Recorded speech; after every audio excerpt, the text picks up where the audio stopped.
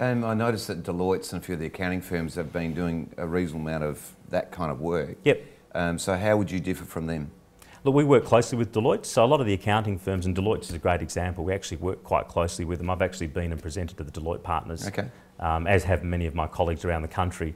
So while they have a financial advising capacity, they also look to us to work with them. In fact, you know, we do certainly have some success recently bringing some of the Deloitte partners on as clients. Okay. Now, Adrian, I've seen and eyeballed your private clients at the Christmas party. Yes. Right, yep, Christmas yep. function. I was at the Commonwealth Bank Centenary as well. That as well. That as well. We'll talk about that in a minute. Okay. Yeah. That was a good night. But let's talk about the private clients. One thing that struck me, it wasn't any sense of elitism. No, there was a big cross section of people there. So if people were looking at sort of following up on this, there's no sense at all. I didn't see any sense there of elitism. It was just people that are doing stuff. Yeah, exactly. And I think that's exactly right. And probably one of the big differences between private banking in Australia, which, you know, our business is now 16 years old. You'd claim maybe private banking was about 20 years old in Australia, where it's been around for centuries in Europe, obviously Lloyd's. Switzerland, Western Europe, UK. Yep. And it arguably is a bit elitist there, but in typical Australian fashion, it's all pretty, everyone's the same. And really, a lot of the people that are there, they've made their money. They didn't inherit it. They've made their money often through their professions. They might be a doctor, they might be a lawyer, they might be an accountant, they might have owned a business. But they've made their own money. They didn't inherit it. It wasn't generations of wealth. I mean, there's a few people like that, but most, you know, the great majority, that's not the case. So they can still remember the first dollar they earned. They can still remember when they still got it. Yeah, they still got, some of them still got it. They can remember when they were sort of down on their luck. You know, it's a pretty. I think it's just a pretty regular crowd, but they're focused people that have been successful. Now, down on your luck. So is it any different in the private bank? You know how banks have got a reputation being just, doesn't matter what history you've got anymore. Yeah. There's considered no loyalty. It's only what you're doing on the day. Yeah. Is there any difference in attitude in the private bank to the normal bank? Are there different levers, triggers? You know, how does it work? Yeah, look, I mean, I guess the first point on that, Anthony, is I think we get a pretty bad rap in the media around some of those things. I guess the media doesn't report the many thousands of great things that happens every day between us and our 10 million customers. So probably worth noting that. They tend to highlight the occasional thing that maybe at least on the TV doesn't look so flash. So for our private banking clients, because there's someone, or at least even sometimes a team of people that know them, you know, we'll tend to have conversations with clients early in the piece, if they've lost their job, if their business is in trouble, and by having early conversations and by having an intimate understanding of the client's circumstances, we can work through things. And the sooner, as you would well know in business, the sooner you start dealing with a problem, the much easier it is to deal with. Definitely. So we engage early, talk stuff through, and we work out options. What are the options we could pursue here together to work our way through this? And it's important that I stress we're trying to work our way through it with the client, because our long-term preference would be to retain the client. So even clients who have suffered some pretty unfortunate outcomes, I'm sure a lot of them would say they got a pretty fair go from us. Actually, that makes me, it's an obvious question. So how many people do you kick out of the private bank? Yeah, look, we've never kicked anyone out. Or do they just leave gracefully? Yeah, look, I'd refer to it as we may sometimes usher them into another part of the Commonwealth Bank Group. And the reality is do you get any warning? Well, you'll definitely get at least a conversation. Yeah, right. So the reality is that, like your business, you know, we've got to strive for certain commercial outcomes. So, you know, back to one of your early comments, you know, we're not a club, we've got to make a profit and we need to meet the expectations of our shareholders. And the reality of that means is that sometimes some clients, they're not going to be active anymore in their financial affairs, they don't want anything, and it makes it difficult for us to retain those clients long term. So sometimes we will say to the client, look, you've been with us for a number of years, we've noticed that you've stopped using stuff.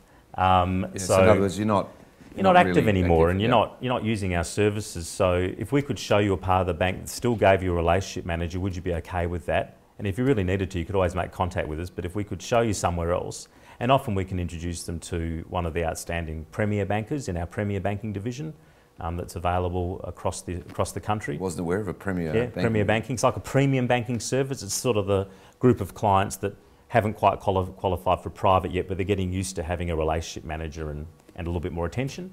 Or indeed, we've got hundreds and hundreds of incredibly competent, well-meaning, very capable branch managers around the country, many of which I've met and gone and seen them in their branches, who do a great job for a lot of people every day. So I wouldn't have any hesitation in sometimes saying to a client, maybe the local branch manager actually is a better option for you. You can visit them, they're there, they're easy access, you're only doing the occasional thing, and they can do everything you could ever possibly need. Yeah. So, yeah.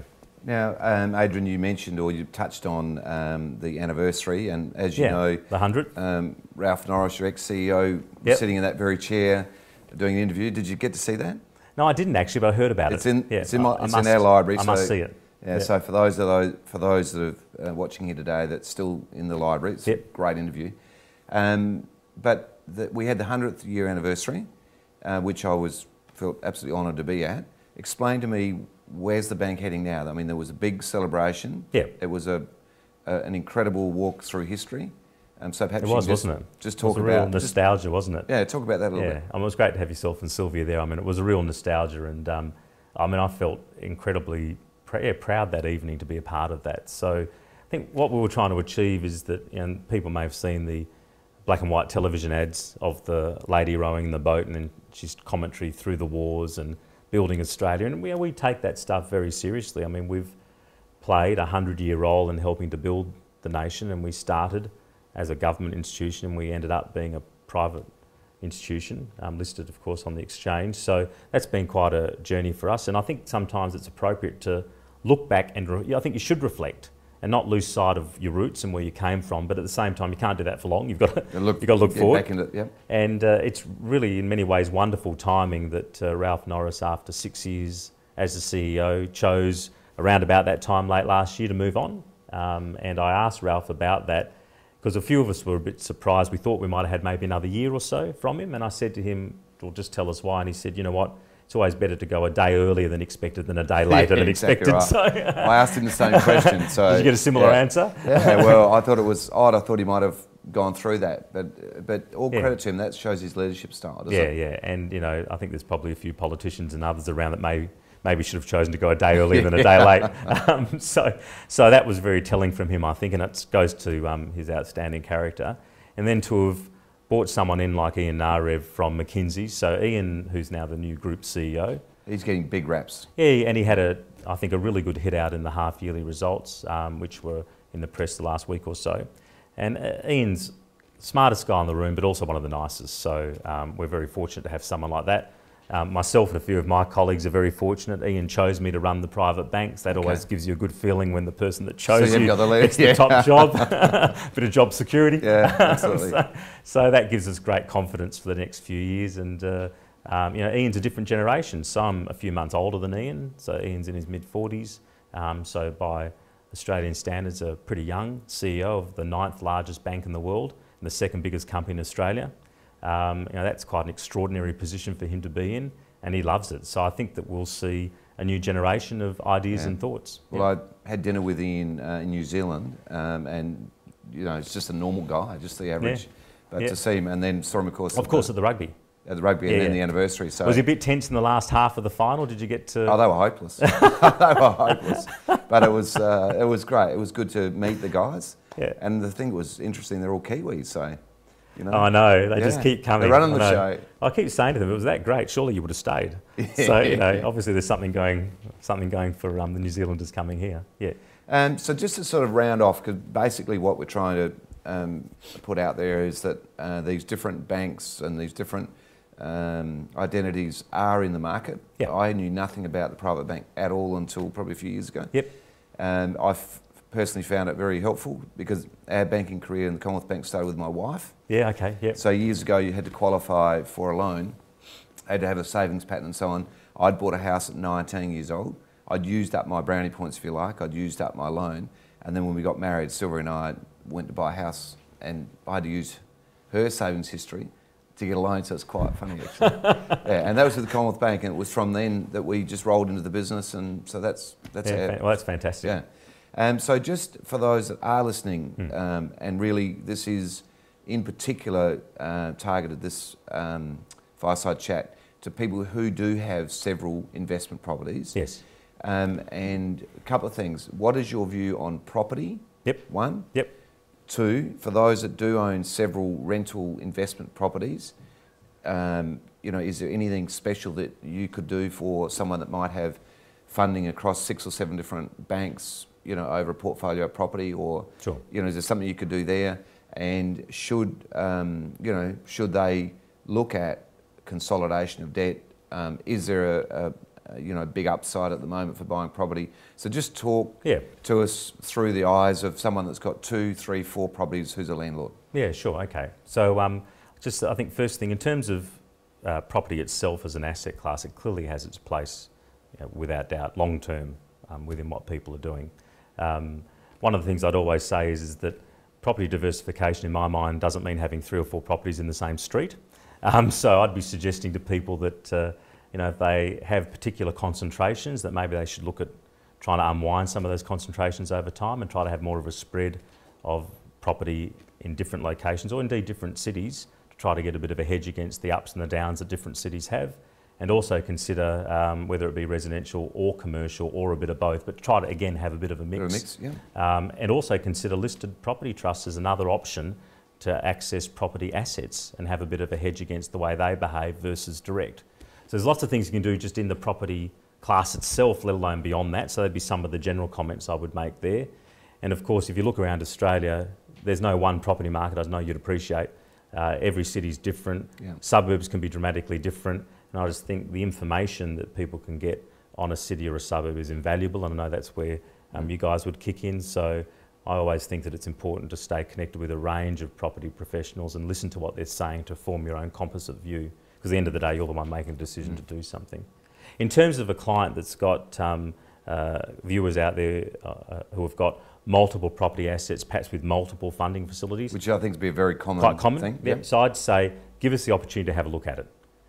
So it's a very important part of their total portfolio. They've obviously got quite an amount of debt, potentially a lot of debt, a lot of servicing of that debt, a lot of income helping to service that debt. I'd be saying, if nothing else, give us a chance to have a look. We'll provide an opinion.